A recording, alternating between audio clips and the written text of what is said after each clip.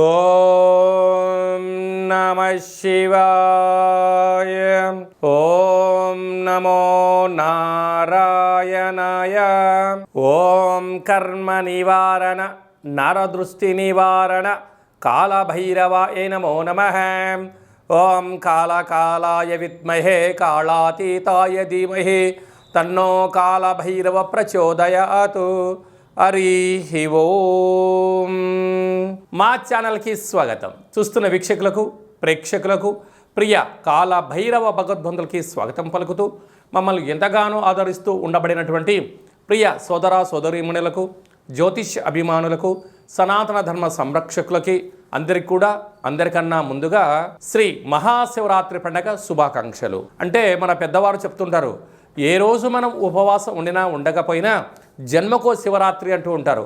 కనుక అలాంటి మహాశివరాత్రి రోజున మహాదేవుడి యొక్క స్మరణ, ధ్యానము, అభిషేకము, అర్చన, దర్శనము, మహాదేవుడికి జలాభిషేకము, మహాదేవుడి యొక్క చంద్ర బిల్వదలము, ఏ కార్యక్రమాన్ని చేసినా తెలిసి ఓం నమః శివాయ అన్న, తెలియక ఓం నమః శివాయ అన్న పరమేశ్వరుడి యొక్క కృప కటాక్ష వీక్షణలు మన అందరిపైన ఉండాలని మనం కూడా మనసారా కోరుకుందాం. కలియుగ కాలంలో కష్టాలను, నరదృష్టిని, శత్రు ప్రభావాలను కలిగించేటువంటి అనేక దుష్టగ్రహాలు ప్రవహిస్తూ ఉంటాయి మన అందరిపైనను కూడా. మనల్ని రక్షించే కాళభైరవుడు మన చెంతగా ఉండగా మనకేల చింత.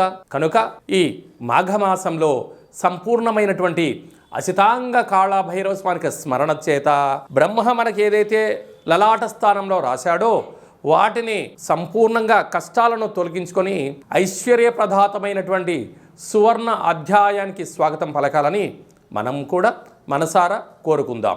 1వ తారీఖు 2వ నెల 2026 నుండి 28/2/2026 వరకు పుట్టినటువంటి వారందరికీ కూడా ముందస్తుగా జన్మదిన శుభాకాంక్షలు. గతంలో వివాహం చేసుకున్న వారికి వివాహ వార్షికోత్సవ శుభాకాంక్షలు. ద్వాదశ రాశుల్లో గ్రహ గమనాలు వీక్షింపచేద్దాం. మిథున రాశిలో దేవగురు బృహస్పతి సంచార స్థితి, సింహరాశిలో కేతు సంచార స్థితి, విశేషంగా మకర రాశిలో చతుర్గ్రహ సంచార స్థితి. ఎన్నడూ లేని విధంగా కన్నీ విని ఎరుగని రీతిలో మకర రాశిలో చతుర్గ్రహ సంచార స్థితి ఈ మహాశివరాత్రి సందర్భంగా మాస ప్రారంభంలో జరుగుతుందని చెప్పి గమనించాలి.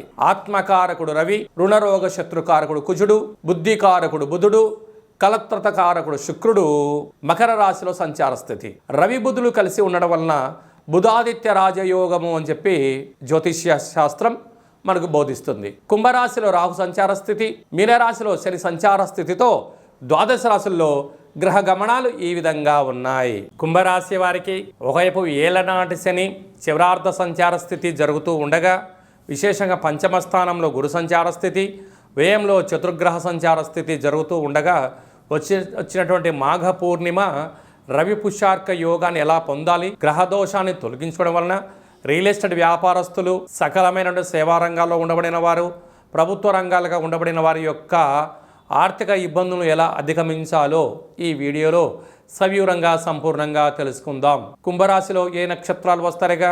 ధనిష్టా నక్షత్రంలోని 3వ పాదం, 4వ పాదం, శతభిష నక్షత్రంలోని 4 పాదాలు, పూర్వభాద్ర నక్షత్రంలోని 1, 2, 3 పాదాలు కలిపితే కుంభరాశి. రాశాధిపతి శని భగవానుడు. వీరికి రాశిలోనే రాహు సంచార స్థితి ఉండడం వలన అంటే వీరికి ఆకలి ఎక్కువ, ఆవేశం ఎక్కువ, ఆలోచన ఎక్కువ, అనంత సంపద కోట్ల రూపాయల్లో రావాలి అనే స్వభావం కలిగి ఉంటుంది. కానీ పెద్దవారు చెప్తూ ఉంటారు, దీపం ఉండంగానే ఇల్లు చక్క పెట్టుకోగాలి, పరిస్థితులు అనుకూలంగా లేనప్పుడు మౌనంగా ఉండాలి, ఎదిగే కొద్దీ ఒదిగి ఉండాలని చెప్తూ ఉంటుంది. కనుక ప్రస్తుత కాలమాన ప్రకారంగా వీటన్నిటినీ అనుసరించాలి. 2వ స్థానంలో ధనవాకు కుటుంబ స్థానంలో శని భగవానుడు జలరాశిలో ఉండడం వలన వీరి యొక్క ఆలోచనలు ఊహాతీతం. అంటే 100 కోట్ల వ్యాపారాలు ఎలా చేయాలి, తెలివితేటలు పెట్టుబడులు ఎలా పెట్టాలి, జనాన్ని ఎలా ఆకర్షించాలి, వ్యాపారాలను ఎలా ఆకర్షించాలి, కొత్తదనం ఉత్పత్తులు ఎలా చేయాలి, ఆకాశంలో ఏమైనా స్థలం దొరికితే ఎలా అమ్మేయాలి అనేటువంటి భావన కలుగుతూ ఉంటుంది. అంటే ఈ మధ్యకాలంలో మనం ఎలా చూస్తుంటాం, చంద్రమండలంలో స్థలాన్ని అమ్ముతాం, సముద్రపు గర్భంలో ఉండబడినటువంటి నిధి నిక్షేపాలను ఎలా బయటికి తీయాలి, అనగా సముద్రంలో ఏముంటాయి, చేపలు ఉంటాయి, రొయ్యలు ఉంటాయి, చాలా సంపద ఉంటుంది. అంటే షిప్లలో అంటే సముద్ర గర్భంలో ఉండే వ్యాపారాలు చేయాలని ఉంటుంది. కానీ ఇప్పుడు అంత సరైన సమయం కాదు అని చెప్పి కూడా గమనించగలగాలి. సంతాన స్థానంలో దేవగురు బృహస్పతి మిథున రాశిలో సంచారం చేయడం వలన పిల్లలు, నూతనంగా వివాహమైన వారికి పుత్రిక సంతాన యోగ్యత, ఐశ్వర్యము, ఆనందము, పిల్లల యొక్క భవిష్యత్తులలో మీరు ఉన్నతమైన ఆహ్లాదకరమైన జీవితాన్ని పొందగలుగుతుంటారు. సప్తమంలో కేతు సంచార స్థితి ఉండడం వలన ప్రేమికులు చాలా జాగ్రత్తగా ఉండాలి, భార్యాభర్తల మధ్య అన్యోన్యంగా ఉండాలి, వివాహ ప్రయత్నాలు కలిసి రావడం, సువర్ణ ఆభరణాలు కొనుగోలు చేయడం, షేర్లు, పెట్టుబడులు, ఆకర్షణ చాలా అద్భుతమైనటువంటి స్థితిగతులు ఉంటున్నాయి. అయితే బంధుమిత్రు స్నేహితులు బ్యాంకులు అప్పులు ఇస్తున్నాయి కదా అని చెప్పి లోన్లు తెచ్చారా విరివిగా, రాబోయే కాలం ఇబ్బందికరం. అడుగుతున్నారు కదా అని చెప్పి మీ యొక్క విలువైన సమయాన్ని, ధనాన్ని ఇచ్చారా, తిరిగి రాకపోగా పోలీస్ స్టేషన్, కోర్టు మెట్లెక్కే పరిస్థితి చాలా అధికంగా ఉంటుందని చెప్పి జ్యోతిర్విజ్ఞానం తెలియజేస్తుంది. వ్యయంలో చతుర్గ్రహ సంచార స్థితి, ఆత్మకారకుడు రవి, రుణరోగ శత్రుకారకుడు కుజుడు, బుద్ధికారకుడు బుధుడు, కలత్రకార శుక్రుడు ఉన్నాడు కనుక, అంటే జల్లెడలో నీళ్ళు పోస్తే ఎలా నిలబడవో, ఎంత సంపదని మీకు వచ్చినా పెట్టలేని పరిస్థితి ఉంటుంది. కనుక ఆర్థికపరమైనటువంటి విషయాలకు వచ్చే లోపల మీరు తల్లిదండ్రులను కానీ, మీకు సన్నిహితులను కానీ, మీ కుటుంబ సభ్యులను కానీ వారు మీ పక్కన ఉంచుకొని వచ్చిన ధనాన్ని వారి చేతికి ఇచ్చి, ఈ యొక్క ధనాన్ని బియ్యంలో ఒకరోజు ఉంచి వారి చేత డబ్బులు తీసుకోండి. కుజదోషము, సకల గ్రహ దోషాలు, యంత్ర ఆయుధాలతో దోషాలు తొలగిపోతాయి. కనుక సద్బుద్ధి, సద్జ్ఞానము, సత్ప్రవర్తన వలన ఉన్నతమైన జీవితం పొందగలగాలి అన్నట్టయితే తెల్ల జిల్లేడు వృక్షం దగ్గర ప్రదక్షిణ, నువ్వుల నూనె దీపము, వసతి కలిగితే తెల్ల జిల్లేడు వేరు తెచ్చుకొని సింధూరం పోసి లక్ష్మీ గణపతి హోమాన్ని చేసుకొని ఇంట్లో ఉంచుకోవడము, మహాదేవుడికి మహాశివరాత్రి సందర్భంగా బెల్లం నీటితో లేకుంటే చక్కెర రసంతో అభిషేకం చేయడము, అలాగనే పాలతో, పంచామృతములతో అభిషేకం చేసి ఈ తీర్థాన్ని భక్తులకు పంచగలిగినట్లయితే సకల దోషాలు తొలగిపోతాయి. రియల్ ఎస్టేట్ వ్యాపారస్తులు, ఐరన్ వ్యాపారస్తులు, కార్లు, షోరూంలు, ఇనుప వస్తువులతో వ్యాపారం చేసేవారు, వంటింటి సామాగ్రి, సంపూర్ణమైనటువంటి ఆహార ఉత్పత్తులు, హోటల్ బిజినెస్ చేసేవారు ఎంతో జాగ్రత్త అవసరం అని చెప్పి జ్యోతిర్విజ్ఞానం తెలియచేస్తుంది. ఈ ఫిబ్రవరి మాసంలో మరియు మాఘ మాసంలో ముఖ్యమైనటువంటి పండుగల గురించి క్లుప్తంగా, సవివరంగా, సంపూర్ణంగా మనం తెలుసుకుందాం. మనకు 1వ తారీఖు ఫిబ్రవరి నెల 2026వ సంవత్సరము ఆదివారం, మాఘ పూర్ణిమ, అందులో పుష్యమీ నక్షత్రం. ఎంత విశేషం అంటే ఆదివారం పుష్యమీ నక్షత్రం వస్తే రవి పుష్యార్క యోగము, గురువారం రోజు పుష్యమీ నక్షత్రం వస్తే గురు పుష్యార్క యోగము అంటారు. కనుక ఆదివారం రోజు పుష్యమీ నక్షత్రం రావడం వలన మాఘస్నానము అంటే సముద్ర స్నానము, శ్రీ రమా సహిత సత్యనారాయణ స్వామి వ్రతము, గృహంలో ఆధ్యాత్మికమైన కార్యక్రమాలు చేసుకోవడం, శక్తి కలిగితే అభిషేకం చేసుకోవడం యోగదాయకం. ఆదివారం రోజు పూర్ణిమతో కూడుకున్న పుష్యమీ నక్షత్రం అవడం వలన పుష్యమీ నక్షత్రాధిపతి శని భగవానుడు కర్కాటక రాశిలో ఉంటుంది. ఆదివారం రోజు రావడం వల్ల అర్కము అనగా తెల్ల జిల్లేడు వృక్షము, అనగా భూమిలో నుంచి ఆ యొక్క తెల్ల జిల్లేడు యొక్క వేరును పెకిలిస్తే బయటికి వచ్చేటువంటి భగవంతుడు స్వరూపమే శ్వేతార్క గణపతి అంటారు. అంటే శ్వేతార్కము తెల్ల జిల్లేడు యొక్క వృక్షంలో సహజ సిద్ధంగా ఏర్పడేటువంటి వినాయకుడి స్వరూపము.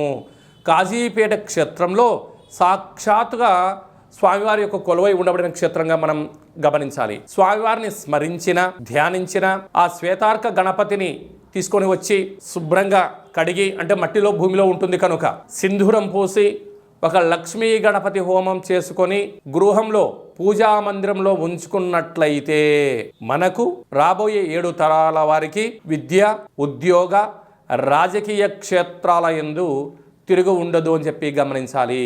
ఎందుకనగా కలియుగ కాలంలో పరిపాలన అంటే ఒక ఇంద్రుడులాగా పరిపాలించాలన్నా, కుబేరుడులాగా ధనానికి ఐశ్వర్యవంతులు కావాలన్నా, విద్యార్థులు జ్ఞాన సంపద కావాలన్నా ధనం మూలం ఇదం జగత్ అని ఒక మాట. విద్యా వినయ సంపన్నం అంటారు. ఎంత మన దగ్గర డబ్బులు ఉన్నా పదవి, అలంకారము జీవితంలో భూషణము అంటారు.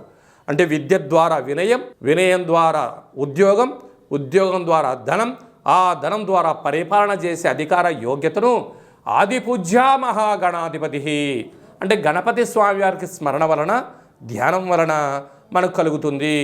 ఈయన సాక్షాత్తుగా వృక్ష స్వరూపంలో భూమిలో కొలువై ఉంటాడు కనుక ఆదివారం రోజు పుష్యమీ నక్షత్రము మనకు ఫిబ్రవరి 1వ తారీఖున జరుగుతూ ఉంది. మన 2026వ సంవత్సరంలో అదృష్టం ఏమిటనగా జనవరి మాసంలోనే 18వ తారీఖున ఆదివారం అమావాస్య ఉందండోయ్. ఆ రోజైనను కుదరకపోతే ఈ రోజైనను ఆ తెల్ల జిల్లెడి యొక్క వృక్షాన్ని పెకిలించి ఆ వినాయక స్వామి వారి యొక్క వేరును తీసుకొచ్చి రూపం కలిగిన ఇంట్లో ఉంచుకొని సింధూరం పూసి గణపతి హోమం చేసుకున్నట్లయితే మనకు గృహంలో వాస్తు దోషం తొలగిపోతుంది. వృత్తి, ఉద్యోగ, వ్యాపార కార్యక్రమాల్లో నరదృష్టి తొలగిపోతుంది.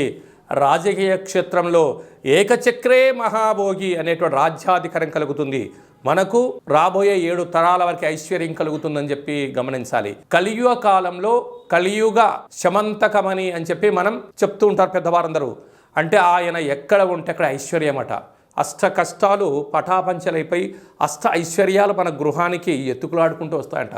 కనుక మనం అందరము కూడా శ్వేతార్క గణపతి మూల మహాగణపతి స్వామివారిని తెచ్చుకుందాం, గృహంలో ఉంచుకుందాం, ఐశ్వర్యాన్ని పొందుదాం. కనుక ఇలా చాలామందికి అవకాశం లేనటువంటి వారు ఈ కింది నెంబర్ సంప్రదించినట్లయితే, మీ గోత్రనామములు పంపించినట్లయితే మనము గణపతి స్వామివారిని తీయించి పూజ చేయించి మీకు ప్రసాదంగా స్వామివారి యొక్క శ్వేతార్క గణపతి స్వరూపాన్ని ఏర్పాటు చేయడం జరుగుతుందని చెప్పి గమనించాలి. అలాగనే మహాశివరాత్రి సందర్భంగా మనము 1,00,000 రుద్రాక్ష మహాదేవుడి యొక్క భగవంతుడిని ఏర్పాటు చేస్తూ ఉన్నాం. కనుక మీ గోత్రనామాలు పంపించినట్లయితే భగవంతుడి దగ్గర అర్చన, మహాన్యాసపూర్వక శతరుద్రాభిషేకము, శత అంటే 100, ఒక్కొక్క సంవత్సరానికి ఒక్క రుద్రుడులాగా శతరుద్రాభిషేకం చేయించి ఆ రుద్రాక్షను మీకు ప్రసాదంగా పంపించడం జరుగుతుంది. మనకు మాఘమాసంలో అసితాంగ కాలభైరవ స్వామి వారు ఉంటారు.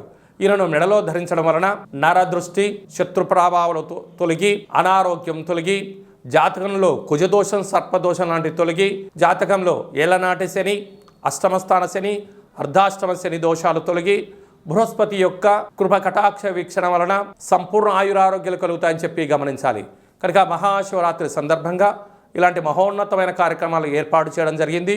మీ గోత్రనామాలు ఈ కింద నెంబర్కి వాట్సాప్ ద్వారా పంపించి సంప్రదించి ప్రసాదాన్ని స్వీకరించి మెడలో ధరించడం వలన అఖండ ఆయురారోగ్యాలు కలుగుతాయని చెప్పి గమనించాలి. అలాగనే మీ వ్యక్తిగత జాతకం తెలుసుకోవాలనుకుంటున్నారా? మీ యొక్క పేరు, పుట్టినటువంటి తేదీ, నెల, సంవత్సరం, సమయం రాసి మీరు వాట్సాప్లో పంపించగలిగినట్లయితే 100 సంవత్సరాల జాతకాన్ని రాసి పంపించి మీరు పుట్టినప్పుడు గ్రహ గమనాలు ఎలా ఉన్నాయి, ప్రస్తుతం ఎలా ఉంటున్నాయి, భవిష్యత్తులో ఎలా ఉండబోతున్నాయో సవివరంగా సంపూర్ణంగా తెలియజేయడం జరుగుతుంది.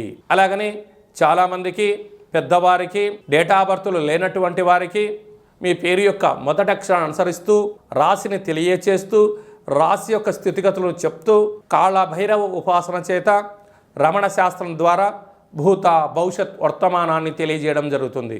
కనుక ఈ కింది నెంబర్ని వాట్సాప్ ద్వారా, కాల్ ద్వారా కానీ ఫోన్ ద్వారా కానీ అపాయింట్మెంట్ తీసుకొని సంప్రదించగలరు. జీవితాన్ని తెలుసుకుందాం, రాబోయే కాలంలో అష్ట కష్టాలు తొలగించుకుందాం, అష్టైశ్వర్య ప్రాప్తిని పొందుదామని చెప్పి చిన్న విన్నపం. అందరికీ మహాశివరాత్రి యొక్క శుభాకాంక్షలు. మహాదేవుడి యొక్క ఆశీస్సుల వలన నిండు 100 ఏళ్ల ఆయుర ఆరోగ్యాలని ప్రసాదించాలని మనం కూడా మనసారా కోరుకుందాం. నమస్తే అస్తు భగవన్ విశ్వేశ్వరాయ మహాదేవాయ త్రయంబకాయ త్రిపురాంతకాయ త్రికాగ్నికాలాయ కాలాగ్నిరుద్రాయ నీలకంఠాయ మృత్యుంజయాయ సర్వేశ్వరాయ సదాశివాయ శ్రీమన్మన్మహాదేవాయ నమో నమః. హరి ఓం.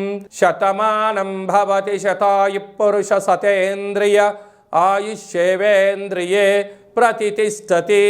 ధనం ధాన్యం బహుపుత్రలాభం శత సంవత్సరం దీర్ఘమాయు. సర్వే జనా సుఖినో భవంతు, లోకా సమస్తా సుఖినో భవంతు. సర్వం శివార్పణమస్తు. హరి ఓం.